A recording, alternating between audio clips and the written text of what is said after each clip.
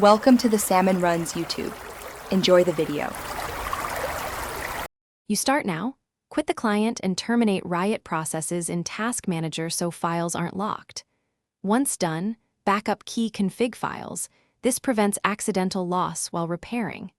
Make sure to run the league client as administrator to allow file writes, and verify Windows updates and drivers are current so dependency mismatches don't block repair.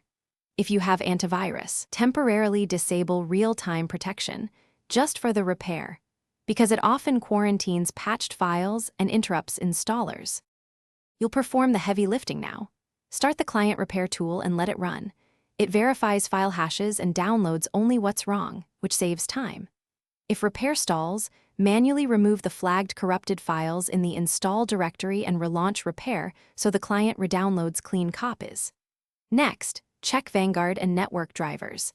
Anti-cheat issues often break launches, so reinstall Vanguard and update your NIC drivers, because stability depends on both file integrity and proper kernel-level drivers. Complete the process by clearing network caches. Run ipconfig/flushtons and netwinsock reset, then reboot so network layers restart cleanly. If you still can't get in, perform a clean reinstall.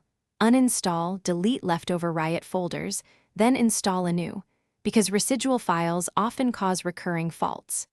If anything goes wrong, inspect the client logs in the Riot Games logs folder for error codes. That single action points you to the exact failure and helps decide whether to adjust firewall rules, reinstall. Thanks for watching. Consider subscribing if we helped you.